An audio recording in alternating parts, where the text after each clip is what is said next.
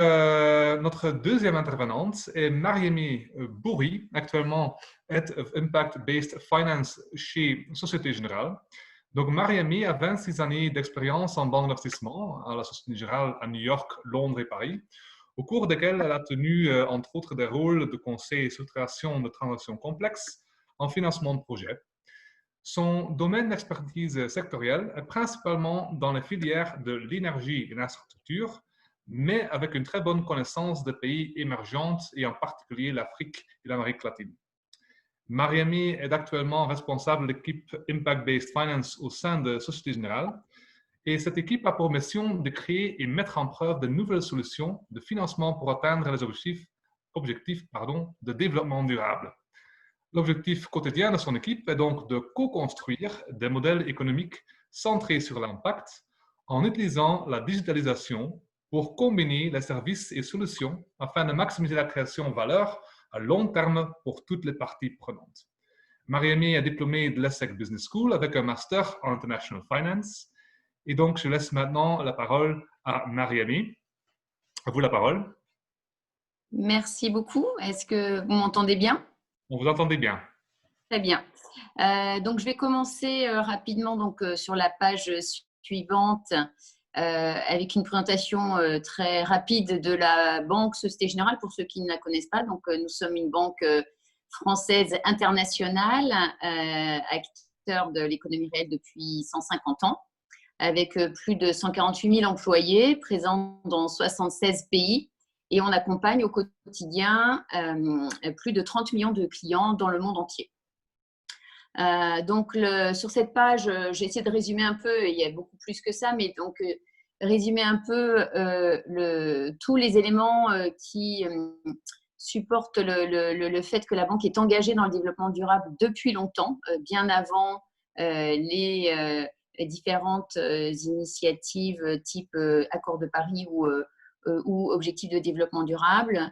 Dès 2012, en fait, on a créé un modèle interne d'identification et d'analyse d'impact pour les transactions financement de projet, avec une approche holistique sur les 3 piliers du développement durable, environnemental, social et économique. Et donc, cette méthode d'analyse d'impact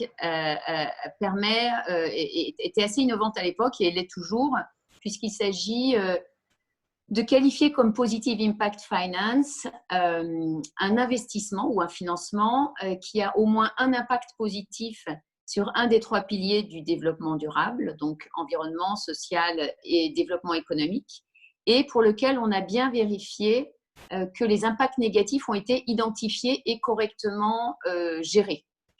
Et donc ça, cette combinaison de l'approche Positive Impact et Negative Impact est très importante et n'est pas si répandue assez étonnamment.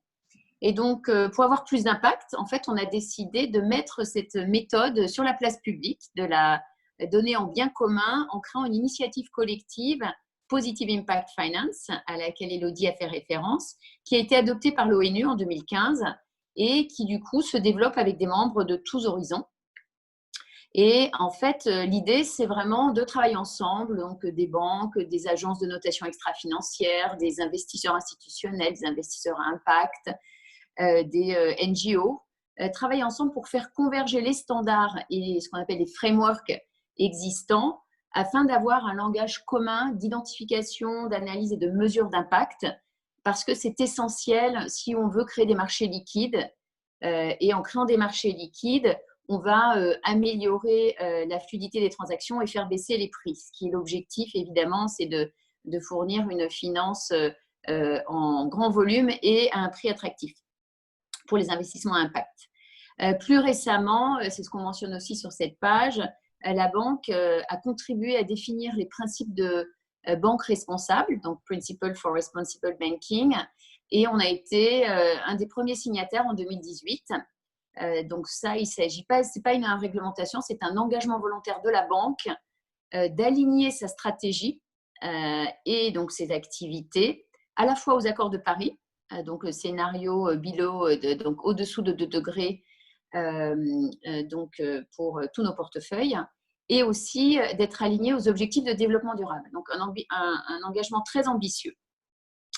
Donc si on passe à la page suivante, Donc faire un focus en fait sur l'Afrique, puisque pour réaliser cette stratégie à laquelle on s'est engagé d'aligner nos activités avec les objectifs de développement durable, il faut se poser la question, où sont les besoins? Où est-ce qu'il y a le plus de besoins et notamment où est le funding gap?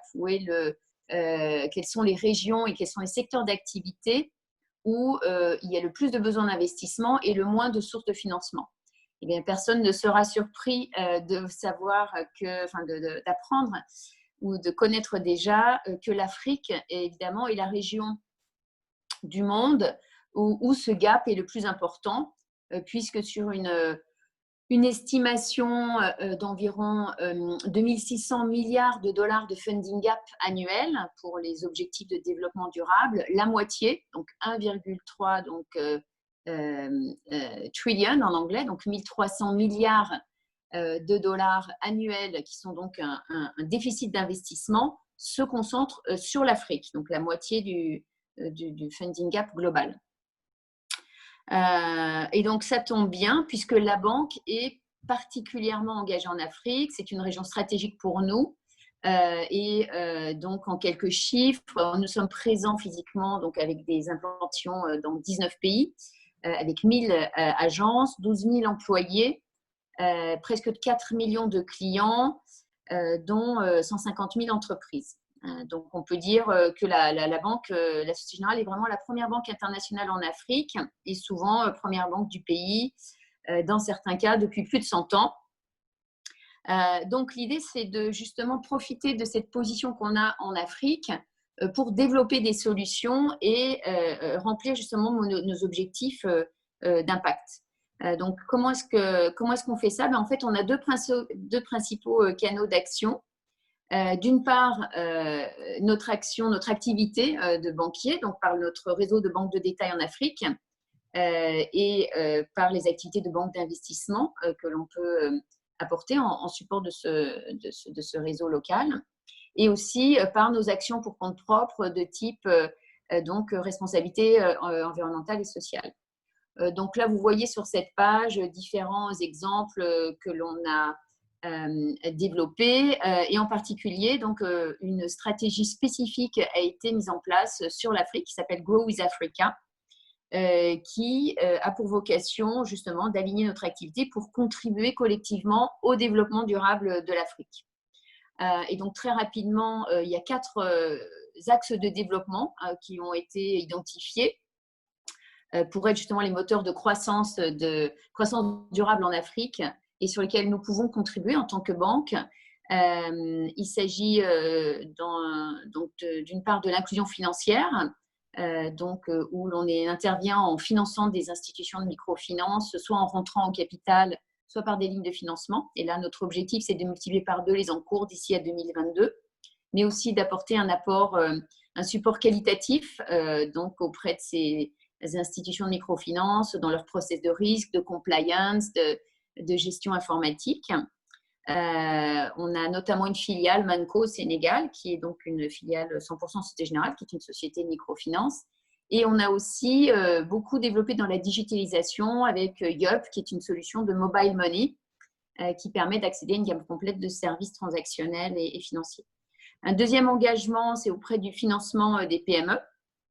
Et donc, ceci à travers tout notre réseau local. Et là, on a un objectif de croissance de 60% de nos encours de crédit pour les PME. Financement des projets innovants et structurés pour les infrastructures, le secteur agricole, évidemment, les énergies renouvelables. Donc, ça, c'est un engagement aussi très important et on le remplit en créant des équipes plus renforcées de spécialistes de financement structuré en Afrique, donc avec des objectifs de croissance de ces équipes. Donc, je vais passer en fait sur tous nos engagements, je dirais de type RSE, qui sont indiqués aussi ici, notamment pour comment la diversité, la mixité, etc.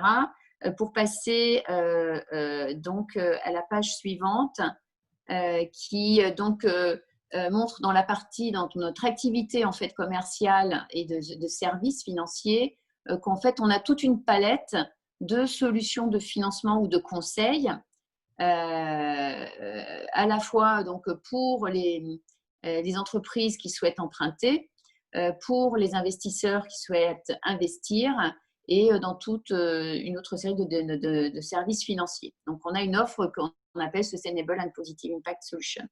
Et si on passe à la page suivante, donc je voudrais faire un focus un peu plus spécifique sur mon équipe, qui comment est vraiment ce qu'on pourrait appeler l'équipe Impact Investing de la Société Générale, et qui a été créée en fait il y a 2 ans, avec pour objectif vraiment de faire émerger donc des nouvelles chaînes de valeur et de, si on peut dire, disrupter notre banque, à mener toutes nos business lines en fait à changer en fait leur focus pour notamment s'adresser à de nouveaux marchés auxquels aujourd'hui elles ne répondent pas. Donc l'idée c'est d'être un catalyseur pour rendre les projets à impact positif compatibles avec les critères financiers, emmener nos business lines pour travailler plus sur ces projets et co-construire avec nos partenaires, donc les porteurs de projets, des modèles économiques, des modèles d'affaires plus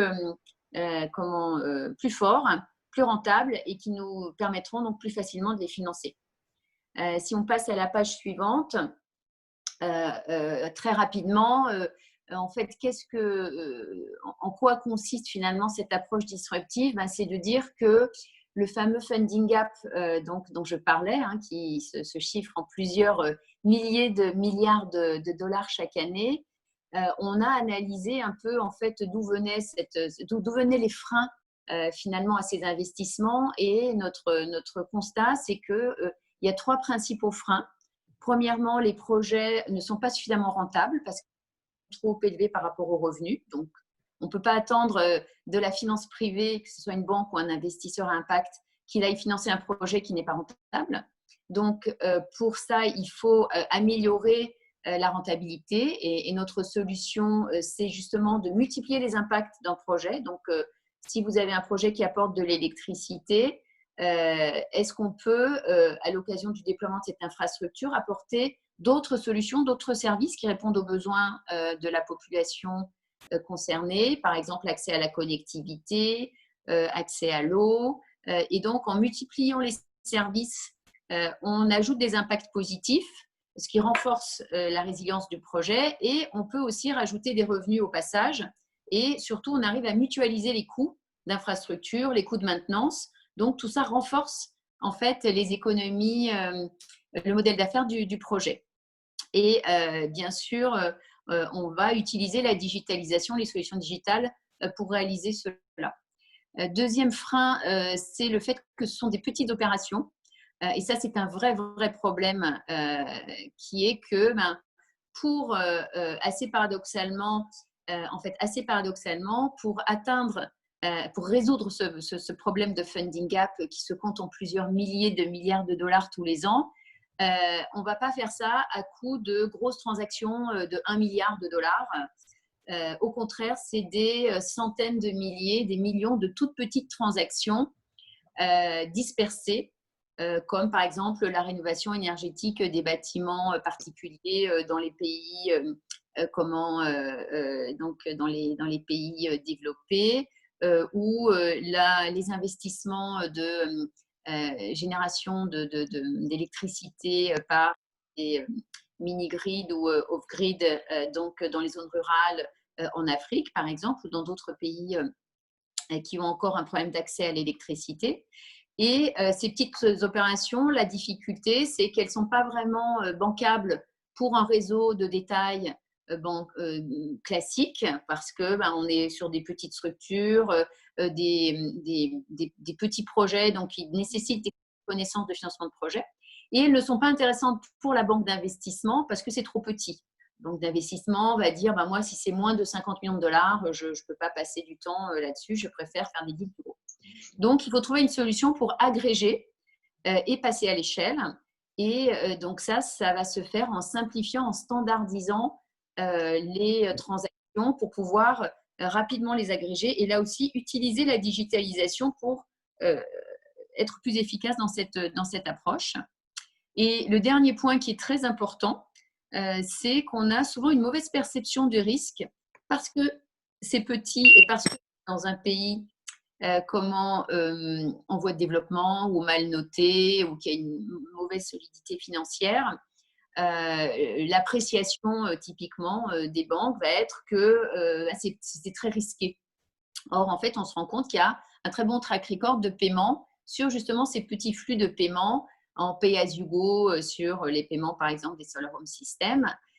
Et donc, souvent, la perception du risque, elle n'est pas bien informée. Donc, il faut collecter et exploiter les données sur le track record de paiement de ces transactions pour pouvoir justement utiliser ces données pour mieux renseigner les décisions de risque, diversifier les portefeuilles et donc créer des outils, des véhicules d'investissement qui disposent de cette data et qui vont pouvoir aller puiser dans les fonds privés tels que présentés par Elodie.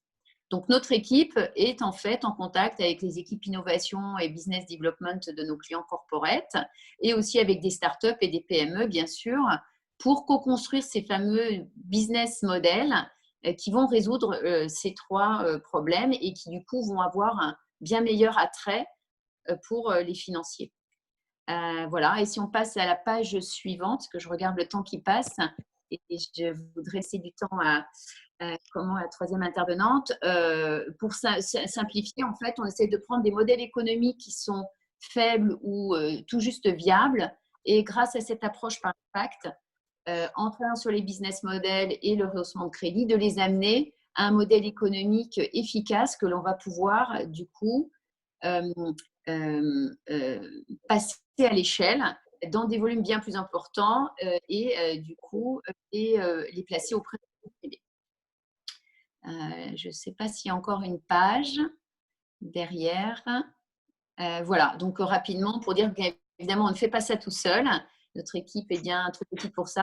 On s'appuie sur nos différents métiers, nos réseaux, notamment en Afrique, et puis sur tout l'écosystème en fait, des parties prenantes qui interviennent dans toutes les chaînes de valeur, avec justement un focus particulier sur les chaînes de valeur liées à l'accès à l'énergie et l'efficacité énergétique, l'accès à l'eau et la gestion de l'eau, les villes durables et l'économie circulaire.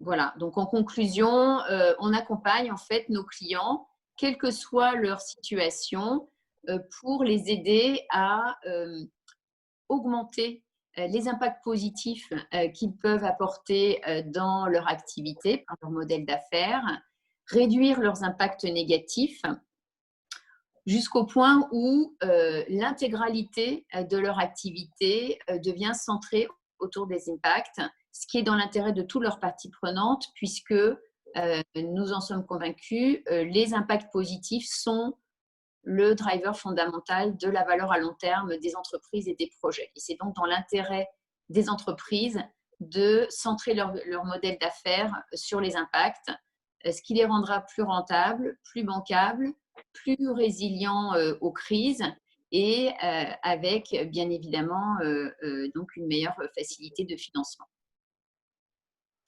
Je vais m'arrêter là. Merci Marie-Aimée pour votre exposé aussi. Dans l'entrée de temps, en fait, je vais peut-être en fait vous poser une seule question. Donc, pour les investissements d'impact, en fait, est-ce que vous croyez qu'ils sont compatibles avec les côtés informels de l'activité qu'on trouve souvent en Afrique subsaharienne, comme par exemple l'activité minière artisanale? Et si oui, en fait, comment est-ce qu'une institution financière comme la vôtre, en fait, lie cet aspect du business informel avec quand même structuraliser en fait un investissement compatible avec les objectifs en fait d'une institution financière comme la vôtre? Alors sur ce point, en fait, justement, ce qui est très intéressant pour optimiser les modèles d'affaires en passant